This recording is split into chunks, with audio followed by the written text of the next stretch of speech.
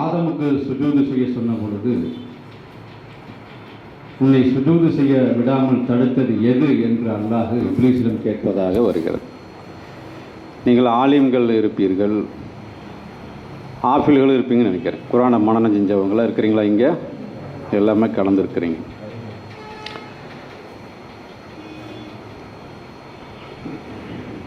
இது வந்து ஒரு பெரும் பாக்கியம் உங்களுக்கு. ஒரு ஆலிமாக இருக்கிறது அப்படிங்கிறது எனக்கு தெரிஞ்சு ஒரு ஜனாதிபதி பதவியை விட பெருசு. ஆனால் அல்லாஹ் சொல்கிறது, பெரும்பாலானவர்கள் இதை உணர்ந்து கொள்ள மாட்டார்கள்.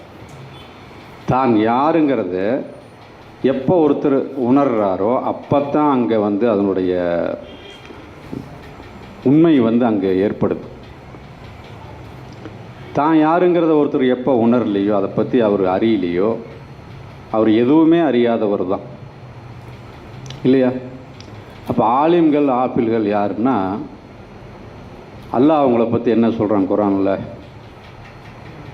திருமறை குரானில் அல்லாஹ் சொல்லுகின்றான், வேதங்களை கற்றுக்கொண்டும் கற்றுக் கொடுத்து கொண்டும் இருப்பதனால் நீங்கள் ரப்பானிகள் என்று அல்லாஹ் சொல்லுகின்றான். ஞாபகம் வரும், ஆப்பிள்களுக்கு இது ஞாபகம் வரும்.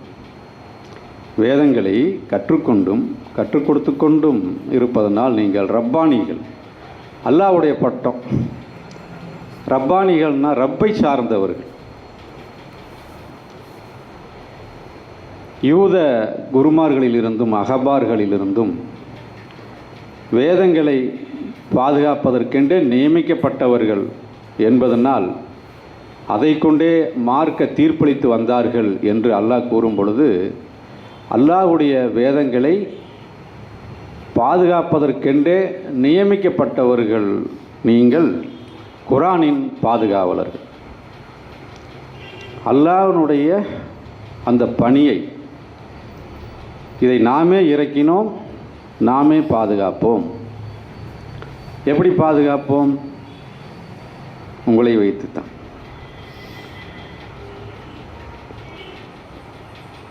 ஆக அறிந்தவனும் அறியாதவனும் சமமாவார்களா? அல்லாஹுவை அறிந்தவனும் அவனை அறியாதவர்களும் சமமாவார்களா என்று அல்லாஹ் கேட்கின்றான். ராக்காலங்களில், இரவு நேரங்களில் அல்லாஹுவை நம்பிக்கை கொண்ட நிலையில் மறுமையை ஆதரவு வைத்து ராக்காலங்களில் அவனை தொழுது கொண்டும் துதித்து கொண்டும் ஓதிக்கொண்டும் இருக்கிறானே, அவனும் மற்றொருவனும் சமமாவார்களா? மனித சமுதாயத்தில், தோற்றுவிக்கப்பட்ட மனித சமுதாயத்திலே நீங்கள் தான் சிறந்தவர்கள் என்று அல்லாஹ் சொல்லிட்டார். ஆனால் இதை அவர்கள் அறிந்து கொள்வதில்லை. உங்களிலே ஒரு கூட்டத்தார் இருக்கட்டும், அவர்கள் நன்மையை ஏவி தீமையை விளக்குவார்கள். மனித சமுதாயத்திலே சிறந்த கூட்டத்தார் யாருன்னா, நன்மை ஏவி, அது யார்? அது உங்களைத்தான் சொல்றோம். மக்களை நோக்கி வந்தார்கள், நபிமார்கள் ரசூல்மார்கள் வந்தாங்க. அப்புறம் அதற்கு பின்னாடி வலிமார்கள் அவுலியாக்கள் வந்தாங்க. அடுத்தது மக்களிடையே ஒவ்வொரு ஊரிலும், ஒவ்வொரு மஸ்ஜிதுகளிலும், ஒவ்வொரு ஜும்மாவிலும் மக்களை நோக்கி அந்த நன்மை ஏவி தீமையை தடுத்தல். தூதர்களுடைய பணி என்பது நன்மை ஏவி தீமையை தடுக்கிறது. நற்செயல் புரிபவர்களுக்கு நன்மாராயம் கூறுவதும் அச்சமூட்டி எச்சரிப்பதும் தூதர்களுடைய அந்த பணியாக இருக்கக்கூடிய அந்த பணி இப்போ உங்கள் மேலே தான் இருக்குது. அல்லாஹ் குறிப்பிடுற அந்த உயர்ந்த சமுதாயம் ஆலிங். அதனால் இப்போ இந்த மஸ்ஜித் சேவைகளுடைய முக்கியமான இதை வந்து பாயிண்ட் என்னென்னா, இந்த எகுல்லு தான். எகுல்லு உணவளிக்காததுனால நரகம்னு வரல, உணவளிக்குமாறு எகுல்லு பண்ணல. அப்போ அந்த உணவளிக்குமாறு எகுல்லு பண்ணக்கூடிய கடமை யார் மீது இருக்கிறது? நம்ம மேலே தான் இருக்குது. அதை செய்யாம விட்டா அங்கே நரகத்தில் தூக்கி எறியப்படக்கூடிய அந்த ஆள் யாருன்னு கேட்டால் நம்ம தான். ரயில் லைன்னு அப்படியே அது அல்ஹாக்கா படித்து காமிச்சாங்க. அருமையாக அது விளக்கி சொன்னாங்க. பிடியுங்கள் அவனை, விலங்கிடுங்கள், நரகத்தின் மையத்தில் எரியுங்கள். ஏனென்றால் அவன் மகத்தான அல்லாஹுவை நம்ப மறுத்ததுடன் வலா எகுல்லு அலா தஆமில் மிஸ்கீன், ஏழைகளுக்கு உணவளிக்கும்படியும் அவன் தூண்டவில்லை. இன்றைய தினம் அவனுக்கு எந்த நண்பனும் இல்லை, சீலை தவிர எந்த உணவும் இல்லை. பாவியை தவிர வேறு எவனும் இந்த நிலையை அடைய மாட்டான். இது அருளியவாறு ஓதி வரும் கண்ணியமிக்க ஒரு தூதரின் சொல்லாகும். அடுத்தது வர்றது இது கண்ணியமிக்க தூதருடைய சொல். ஆனால் இதை பற்றி நீங்கள் குறைவாகவே உணர்வு பெறுகிறீர்கள். அடுத்த வர்ற ஆயிட்டு இது தெரியும், எல்லாத்துக்கும் தெரியும், அனைத்து அரபு நாடுகளுக்கு தெரியும். எத்தனை இமாம்கள் இருப்பாங்க, மக்கால் இருப்பாங்க, மதினால் இருப்பாங்க. ஆனால் என்ன சொல்கிறாங்களா, இதை பற்றி நீங்கள் குறைவாகவே நல்லுணர்வு பெறுகிறீர்கள். அந்த அளவுக்கு நம்ம மேலே சைத்தானுடைய அந்த மூடுதல் ஏற்படும். ஒன்றுமில்லை, சோமாலியான்னு ஒரு நாடு இருக்கும், கேள்விப்பட்டிருப்பீங்க. டெய்லி ஒரு 100 குழந்தைகளாவது பட்டினியால் மௌத்தாவாங்க. அப்போ இந்த கடலில் கொண்டு போய் கொட்டக்கூடிய அந்த இது இருக்குது. எல்லா நாடுகளும் வந்து எக்ஸ்பிரி ஆயிடுச்சுன்னா அரிசி, பருப்பு, கோதுமை, ஃபுட்டு எல்லாமே கடலில் கொட்டுவாங்க. அந்த மாதிரி கடலில் கொட்டுறதுலேருந்து கொஞ்சோண்டு கொடுத்தா கூட போதும், அவங்க சாப்பிட்றலாம். இப்போ தீர்வு என்னன்னு சொல்லி பிரச்சனைகளை சொல்லி தீர்வு என்ன? இப்போ திருப்பூரில் நீங்கள் யாருக்கு என்னென்ன பிரச்சனை நீங்கள் பார்த்தீங்களோ அதை நீங்கள் எழுதி கொடுங்க எங்கிட்ட. அதேமாரி இங்கே இந்த ஊர்லேயும் அதை நாம் இது பண்ணுவோம், அதுக்கு உண்டான சால்வ் பண்ணிடலாம். அப்போ தான் நீங்கள் இந்த களம் இறங்கினதில் உங்களுக்கு அந்த சவாபு உண்டு. அது நிறைவேற்றப்படணுமில்ல. தையல் மிஷின் வேணுமா வாங்கி கொடுத்துடலாம், என்ன வேணுமோ அவங்களுக்கு அது மேலே இடிஞ்சிருக்குதுன்ட்டு இங்கே கட்டி கொடுத்துடலாம். ஏன்னா அல்லாஹ் தஆலா அன்னிசா 4:75 அதில் சொல்கிறது ஒரு குடும்பத்தாரை பற்றி சொல்கிறோம். அந்த குடும்பத்தில் வயதானவர்கள் இருக்கிறார்கள், நோயாளிகள் இருக்கின்றார்கள். அடுத்தது யார் இருக்கான்னா சிறுவர் சிறுமி இருக்கிறாங்க. அப்போ யார் இல்லை அங்கே? அந்த யங்கர்ஸ் இல்லை. அந்த உணவு திரட்டக்கூடிய வேலை வாய்ப்பை உருவாக்கி செயல்படக்கூடியவங்க அந்த குடும்பத்தில் இல்லை. அந்த குடும்பத்தினர் அனுதினமும் என்னிடம் பிரார்த்தித்த வண்ணம் இருக்கிறார்கள். டெய்லி துவா கேட்டுக்கிட்டே அழுதுகிட்டே இருக்கிறாங்க. என்ன சொல்கிறாங்க? யா அல்லாஹ், இந்த ஊரை விட்டு எங்களை வெளியேற்றிவிடு, அல்லது உன்னிடம் இருந்து எங்களுக்கு உதவக்கூடிய ஒரே ஒருவரை நீ அனுப்ப மாட்டாயா என்று பிரார்த்தித்த வண்ணம் இருக்கிறார்கள் என்று அல்லாஹ் சொல்கிறான். ஏன் நீங்கள் இன்னும் அவர்களுக்காக புறப்படவில்லை? அல்லாவின் பாதையில் போகிறது, அல்லாவுடைய கட்டளைக்கு அடிபணிகிறது, அல்லாவுக்கு சுஜூது செய்கிறது எல்லாமே மற்ற மனிதர்களுக்கு நாம் பணிகிறது தான். நம்ம பெருமையை விட்டு கீழே இறங்கி, நான் ஒரு பெரிய தொழிலதிபர், அதை விட்டு இறங்கி அந்த ஏழையின் வீட்டுக்கு போகணும். நான் ஒரு பெரிய ஆலிம், ஓதி பட்டம் படித்தவன், அந்த பெருமையை விட்டு இறங்கி அந்த வீடுகளுக்குள்ளே போய் அவங்கள்ட்ட பணிவாக கனிவாக பேசி அவங்களுக்கு தேவையான அந்த இதை செய்யும் பொழுது நாம் அல்லாவுக்கு சுஜூது செய்யணும். அல்லாஹ் தானே அவங்கள படைத்தான். அப்போ அல்லாஹ் தானே உணவளிக்கணும், நம்மளாக உணவளிக்கணும். ஆனால் அவங்களுக்கு அல்லாஹ் எப்படி உணவளிப்பான்? வானத்தை கூரை பொத்துட்டு தர முடியுமானா முடியாது. அல்லாஹ் சொல்கிறான், வானிலிருந்து மலையை இறக்கி அல்லாஹ் உருவாக்குகின்ற பேரீச்சம், திராட்சை, மாதுளை தோட்டங்களை அல்லாஹ் அது உருவாக்கும் பொழுது அறுவடை நாளில் அதற்குரிய பாகத்தை ஏழைகளுக்கு வழங்கிவிடுங்கள். அல்லாஹ்வுடைய கட்டளை. கொடுக்குறாங்களா? பழங்கள் அந்தந்த சீசனுக்கு வரும் பொழுது அது அவங்கள்ட்ட இருந்த பணத்திலேருந்து எடுத்து அதை வாங்கிட்டு போய் ஏழைகளுக்கு விநியோகம் பண்ணுறாங்களா? அல்லாஹ்வுடைய கட்டளை ஏற்றுக்கொண்டார்களா? இவர்கள் ஒரு நாளும் அல்லாஹ்வுக்கு சுஜூது செய்தவர்கள் அல்ல. ஆதமுக்கு சுஜூது செய்யுங்கள் என்று சொன்ன பொழுது அனைவரும் பணிந்தார்கள், இப்லீஸை தவிர. ஏப்பா விலகிக்கிட்டேன்னு கேட்டால் அவன் சொல்கிற பதில், நான் உயர்ந்தவன் அப்படிங்கிறான். ரெண்டாவதாக மெட்டீரியலாக சொல்கிறான், அது நெருப்பு, இவருக்கு களிமண், அதெல்லாம் அப்புறம். ஃபஸ்ட்டு சொல்கிறது நானே உயர்ந்தவன். இந்த கருத்து யார் யாருடைய உள்ளத்திலாம் இருக்குதோ அவங்க எல்லாருமே சைத்தானுடைய அந்த இதை பின்பற்றவங்க தான். ஆனால் ரஹ்மானுடைய அடியார்கள் எத்தகையோர் என்றால் பூமியிலே மனிதர்களிடத்தில் பணிவுடன் நடப்பார்கள் அல்லாஹ்வுடைய அடியார்கள், நபிமார்களை பற்றி அல்லாஹ் சொல்கிறான். 2 பேரும் பகைவர்கள். நபிமார்களும் சைத்தான்களும் பயங்கரமான பகைவர்கள். ஆகவே ஆகாது, கடும் பகைவர்கள். அதில் சைத்தான் என்னன்னு கேட்டால், அவனுக்கு இந்த ஜாதி மதமெல்லாம் கிடையாது. இந்து முஸ்லீமெல்லாம் இருக்குது அவனுக்கு மனிதன்னா அவன் நாசமாகணும், அவன் வறுமைக்குள்ளே தள்ளப்படணும், அவன் நோய்க்குள்ளே தள்ளப்படணும், அவன் அனாதையாக்கணும். மெயினாக அவனுடைய டார்கெட்டை அனாதை பண்ணி விடணும். பாரு, இப்போ உக்ரைனில் போர் நடந்துகிட்ருக்கு, ஏகப்பட்ட அனாதைகள் உருவாகும். போரை உருவாக்கி அனாதைகள் உருவாக்கி விட்டு அவங்களுக்கு அல்லாஹ்வுடைய நியமத்துகள் போய் சேராது. இதுதான் அவனுடைய டார்கெட். அப்போது அந்த ஏழைகளையும் அனாதைகளையும் மிஸ்கின்களையும் வறியவர்களையும் நோயாளிகளையும் பலகீனர்களையும் எப்படியாவது உண்டு பண்ணணும் உலகத்தில்.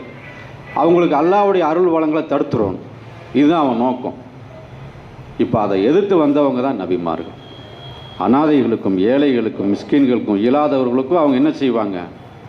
பாடுபடுவாங்க. அதுக்காகவே வேதங்கள், சட்டங்கள், ஏகப்பட்ட சட்டம். இப்போ அல்லாஹ் மேலே சத்தியம்னு சொல்லிட்டு முடிக்கலாமா? அல்லாஹ் மேலே சத்தியம் அப்படின்றேன் ஒரு காரியத்துக்கு, அப்புறம் அதை முறிக்கலாமா? அப்படி எவ்வளோ பாவம். அல்லாஹ் சொல்கிறான், இங்கே வா, சத்தியத்தை முறிச்சிட்டியா, பரவாயில்ல, 10 ஏழைகளுக்கு நீ உணவளிக்க வேண்டும். நடுத்தரமான ஆடையிலிருந்து 10 ஏழைகளுக்கு நீ ஆடை அளிக்க வேண்டும். நோன்பு வைக்க முடியலையா? ஒரு ஏழைக்கு உணவளிக்க வேண்டும். ஒரு வேலைக்கு இல்லை, ஒரு ஏழைக்கு எவ்வளோ முடியுமோ, எவர் அதிகம் செய்வாரோ அவர் அதிகம் பெற்றுக்கொள்வார். அங்கேயே இருக்கும். குற்றங்களுக்கு பரிகாரமாகவும் அல்லாஹ் இதை ஏற்படுத்துகிறான். அனாதைகள், ஏழைகள், வறியவர்கள், இவர்கள் மீது அல்லாஹ் அளப்பரிய அன்பு செலுத்துகிறான். இவர்கள் மீது யார் அன்பு செலுத்துவார்களோ, யார் கருணை செய்வார்களோ அவர்கள் மீது பேரன்பு செலுத்துகின்றோம். இந்த உலகத்தில் எனக்கு தெரிஞ்சு இப்போ தமிழ்நாட்டுடைய சூழ்நிலையில் ரொம்ப வறுமையில் இருக்கிறவங்களில், மூமின்களில், அல்லாஹ்வின் பாதையில் இருப்பவர்களில் வறுமையிலையும் கஷ்டத்திலையும் உழல்பவர்கள் ஆலிம் பெருமக்கள் தான். அவங்களோட குடும்பங்கள்லாம் ரொம்ப மோசமாக இருக்குது. எனக்கு தமிழகம் முழுவதும் ஆலிம்களுடைய நெருக்கம் உண்டு. 30 வருஷமாக அவங்களோட நெருங்கி பழகிட்டு வரும். ரொம்ப இது நான் அந்த மாநாட்டில் ஒரு ஆயத்து சொன்னேன், இந்த ஆயத்து நீங்களும் சொன்னீங்க. அல்லாஹ்வின் பாதையில் தங்களை அர்ப்பணித்து கொண்டிருப்பார்கள்.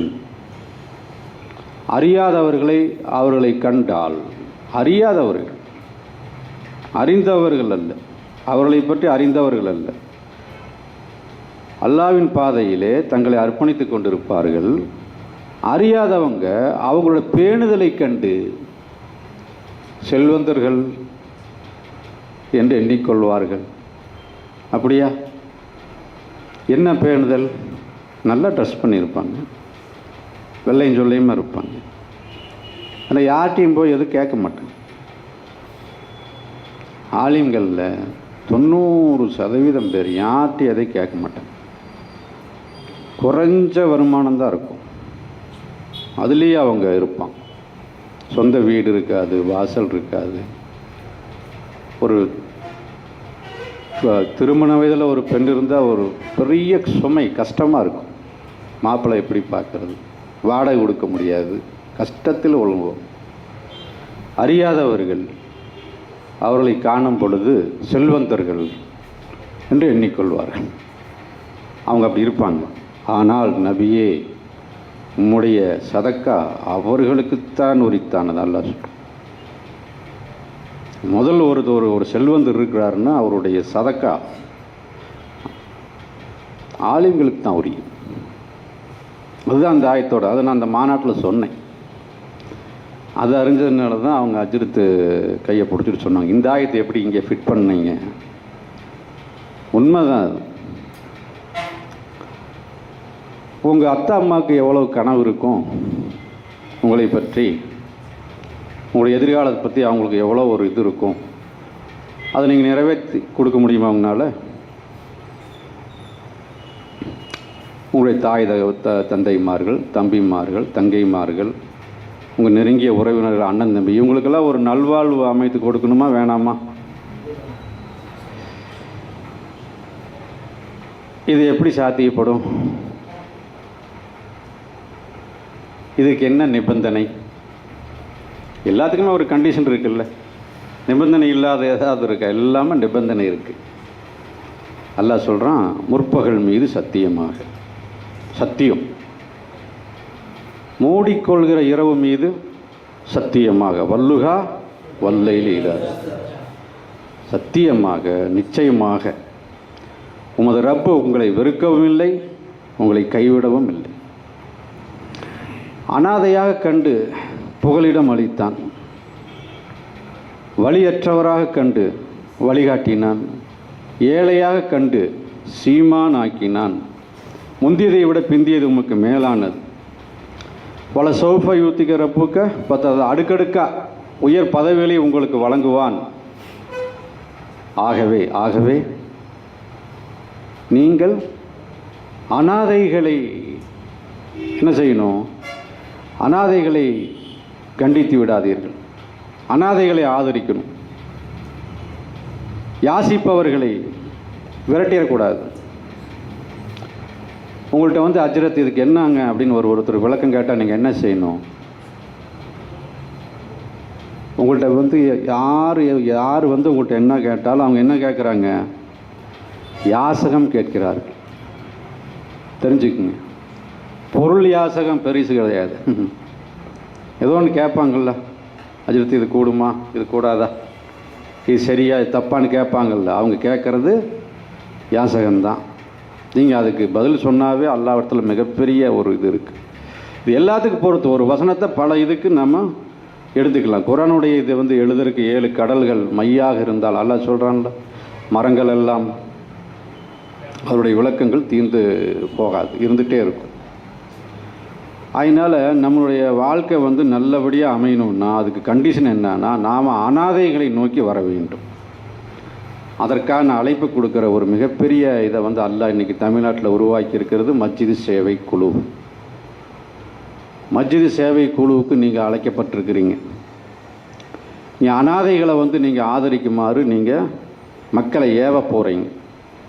நன்மை ஏவி தீமையை தடுக்கக்கூடிய இந்த காரியத்தில் ஈடுபடக்கூடிய ஒவ்வொருத்தருக்கும் அவர் செய்யக்கூடிய ஒவ்வொரு அமலும் அது ஒரு தானிய வித்தை போன்றது. அது 7 கதிர்களை முளைக்கிறது. ஒவ்வொரு கதிரிலும் 100 தானிய மணிகளை அது முளைப்பிக்கிறது. இது அல்லாஹ்விடத்தில் பெருகிறது. புகாரி ஷரீஃப் திறந்த உடனே என்ன வருது? ஒவ்வொரு செயல்களும் எண்ணத்தை அடிப்படையாக கொண்டது. ஒவ்வொருவனும் தான் எண்ணியதையே பெறுகின்றான். எனக்கு ஒரு சொந்த வீடு வேணும், பங்களா வேணும், பொருளாதாரத்தில் நான் நல்லா இருக்கணும், என்னுடைய அண்ணன்மார் தங்கச்சிமார் எல்லாம் நல்லா இருக்கணும். இது நம்ம எண்ணமா இல்லையா? இது இந்த உள்ளத்தில் இதை இறக்குனது யார்? அல் ஃபாத்திர் 35வது அத்தியாயம் எடுத்தனமே அதான் வருது. 2 மும்மூன்றாக நன்னான்காக இறக்கைகளுடைய வானவர்களை என் தூது செய்தி எடுத்து செல்பவர்களாக ஆக்கினேன். அவங்க தான் உள்ளத்தில் வந்து இறங்கி சொல்கிறாங்க. நம்முடைய தேவைகளை அல்லாஹ் நமக்கு அறிவிக்கும் பொழுது யார் அதை ஈமான் கொள்கிறாங்களோ, நம்பிக்கை கொள்கிறாங்களோ, அவர்களுக்கு அது அடுத்த ஸ்டெப் சொல்லப்படும். ஆனால் இது நடக்காது, இது முடியாது, நம்மெல்லாம் இங்கே போய் இப்போ ஒரு ஆலிம் வந்து ஒரு தொழிலதிபர் ஆக முடியுமா? இல்லை ஒரு ஆலிம் கலெக்டர் ஆக முடியுமா? இல்லை ஏதாவது ஒரு உயர்ந்த ஒரு இதுக்கு போக முடியுமானா அது அந்த ஸ்டார்டிங்லேயே அது கேன்சல் செய்யப்படும். உள்ளத்தில் சைத்தானுடைய இது அங்கே உண்டாகுது. அவன் வந்து மனசுக்குள்ளே மறையிறான், வஸ்வாஸ் பண்ணுறான். வஸ்வாஸ் அல்ஹன்னா சல்லதி யுவஸ்பிசு ஃபி சுதூர் இன்னாசி மினல் ஜின்னது. பதுங்கி இருந்து, உள்ளத்தில் பதுங்கி இருந்து என்ன செஞ்சிருவான்? அல்லாஹ்வுடைய அந்த செய்திகளை வந்து அவன் தடுத்துடுறான். அல்லாஹ்வுடைய செய்திகள் வந்து அதிகம் ஆலிம்களை நோக்கி வந்துகிட்டே இருக்கும். ஏன்னா அவங்க தான் நியமிக்கப்பட்டவர்கள், இந்த சமுதாயத்துக்குன்னே அவங்க நியமிக்கப்பட்டவங்க. ஆக நாம் வந்து அனாதைகளை நோக்கியும் ஏழைகளை நோக்கியும் அந்த எகுள்ளு செய்கிறது. இந்த எகுள்ளு செய்யலைன்னா நீங்கள் யாசிப்பவர்களை விரட்டிட்டீங்கன்னு அர்த்தம். அனாதைகளை கண்டிச்சிட்டீங்க, ஆதரிக்கவில்லைன்னு அர்த்தம். 85 89 அல் ஃபஜ்ர் ஓதனாங்கள்ல, ஒரு மனிதனை அல்லாஹ் சோதித்து அப்படி தான் சொல்கிறான். சோதித்து அவனுக்கு வாழ்வாதாரங்களை அதிகமாக்கினால் அவன் சொல்கிறான், அல்லாஹ் என்னை கண்ணியப்படுத்திட்டான். ஆனால் குறைச்சி நெருக்கடியாக்கிட்டா என்னை கேவலப்படுத்திட்டான்னு நினைக்கிறான். கல்லா, அப்படி கிடையாது. ஏனென்றால் நீங்கள் அனாதைகளை கண்ணியப்படுத்துவதில்லை, ஏழைகளுக்கு உணவளிக்குமாறும் தூண்டுவதில்லை. அப்போ சோதனை தான் இது. உங்களிலே செயல்களால் யார் அழகானவர் என்பதை சோதிப்பதற்காகவே மௌத்தையும் ஹயாத்தையும் உண்டாக்கினேன். இது அல் முல்க். அப்போ எல்லாம் டெஸ்ட்டு. இந்த டெஸ்ட்டில் யாரெல்லாம் இருக்கிறாங்க அப்படின்னா, நம்மளை சுற்றி ஒரு பெரும் கூட்டமே இருக்குது. நீங்கள் தனியாக ரூமில் இருந்தாலும் உங்களோட 3 மலக்கு இருக்கிறாங்க. குரானில் வருது, சைத்தான்களும் அவனுடைய தோழர்களும் நீங்கள் அவர்களை பார்க்க முடியாத இடத்திலிருந்து உங்களை பார்க்கிறார்கள். எச்சரிக்கையோடு இருங்க. பயங்கரமான சோதனை களத்தில் சிக்கி இருக்கிறோம். இங்கே ரொம்ப பலகீனமாக நோயாளிகளாக இருக்கிறாங்கோண்டா அது சோதனையானா சோதனை கிடையாது. அதுக்கு பக்கத்தில் ஒருத்தர் வசதியானவர் இருப்பார், அதுதான் சோதனை அவருக்கு. அவர் கண்டும் காணாதவராக போயிட்டுருப்பார். அவர் மீது கடமை இருக்குது. அல் மாரிஜ் அப்படின்னு சொல்லி ஒரு அத்தியாயம் ஓதி இருப்பீங்க. அல் மாரிஜ், உயர் வழிகள். நிகழப்போகும் சம்பவம் குறித்து கேள்வி கேட்பவன் ஒருவன் கேட்கின்றான். அது நிச்சயமாக நிகழும். அல்லாஹ் சொல்கிறான், நிச்சயமாக நிகழும். வானம் வெடித்து சிதறும், அது நிச்சயமாக நடக்கும். அவன் முன்னால் நரகம் எடுத்து காட்டப்படும். ஒரு நண்பன் இன்னொரு நண்பனை பார்ப்பான், விசாரித்து கொள்ள மாட்டான். அல்லாஹ் சொல்கிறான், அந்த கொழுந்து விட்டேறிய நரகத்தை அவன் பார்த்து போட்டு அவன் சொல்கிறான், இதிலிருந்து தப்பித்துக்கொள்ள ஏதாவது வழி இருக்கிறதா? நான் வேணால் என்னுடைய சொந்தக்காரங்களையெல்லாம் கொடுத்துட்றேனே என்று ஐடியா சொல்கிறான். என்னை அரவணைத்து கொண்டிருந்த உற்றார் உறவினர் எல்லாத்தையும் கொடுத்துட்றேன், எப்படியாவது இருந்து என்னை காப்பாற்றுங்கும் போது, கல்லா, முடியாது. அது சதையுடன் தோலை கலற்றி எறிந்து விடும். அல்லாஹ்வுடைய நெருப்பு தோலை கலற்றி எறிந்துவிடும். அது சத்தியத்தை புறக்கணித்து பின்வாங்கினானே அவனையும், பொருளை சேகரித்து வைத்து கொண்டானே அவனைத்தான் அழைக்கும். அப்போ இந்த நரகம்னு எங்கெல்லாம் வருதோ அங்கெல்லாம் பார்த்தீங்கன்னா அங்கே வர்றது எல்லாமே அந்த நீங்கள் ஓதி காமிச்சது தான்.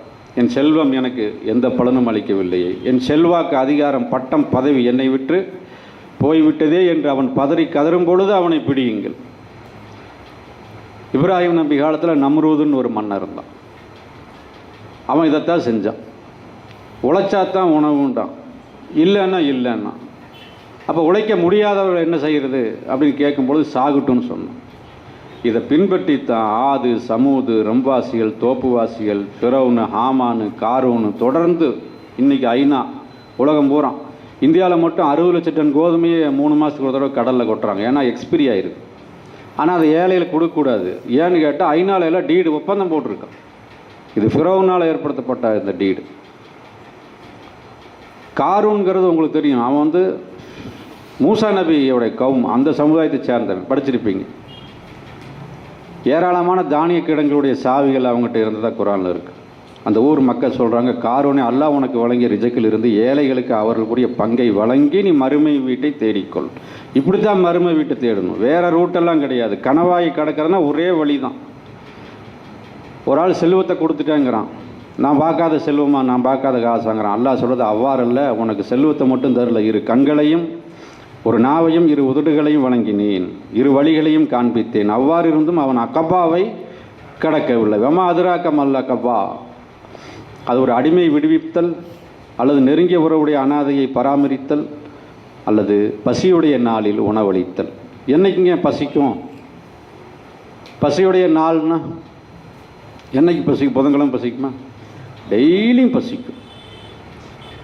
அப்போ அந்த ஒவ்வொரு நாளும் அந்த இயலாதவங்களுக்கு உணவளிக்கணும். அதான் தீர்வு என்னன்னா, இருக்கிறவங்கள்ட்ட இருந்து இல்லாதவங்களுக்கு பிரிச்சு, இவ்வளோதான் தீர்வு. எல்லாம் கொடுத்தாச்சு, எல்லாம் இறக்கியாச்சு, எல்லாமே அல்லாஹ்வுடைய அருள் வளங்கள் நிரப்பமாக இருக்குது. மழை யாருக்கும் தடுக்கப்பட்டதல்ல, அல்லாஹ்வுடைய அருள் யாருக்கும் தடுக்கப்பட்டதில்லை. அல்லது மண்ணில் புரளும் ஒரு ஏழைக்கு உணவளித்தலாகும். இந்த ரோட்டோரத்தில் இருப்பான், அவனுக்கும் பசிக்கும், யாராவது வருவாங்களான்னு பார்த்துட்டு வந்து அவனுக்கு உணவளிக்கணும். இது கணவாயை கடத்தல். பின்னர் ஈமான் கொண்டு, அப்புறம் என்ன செய்யலாம்? ஈமான் கொண்டு பொறுமை கொண்டும் கருணை கொண்டும் ஒருவருக்கொருவர் உபதேசிப்போரோடு இணைவதும், அதாவது எம்எஸ்கேவில் இணைவதும் கணவாயை கடத்தலாகும். இவர்களே வலப்புறத்தார்கள், அஸ்ஹாபுல் மைமனா. யார் இதை நிராகரிக்கிறார்களோ அவர்களே இடப்புறத்தார்கள். அவர்கள் மீது எல்லா திசைகளிலும் மூடப்பட்ட நெருப்பு இருக்கிறது. எவ்வளோ கடுமையாக இருக்குது.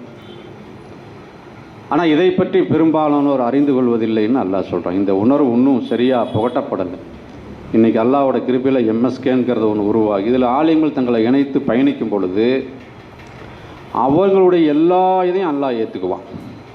நிபந்தனையே இவ்வளோ தான், கருணை வேணும்.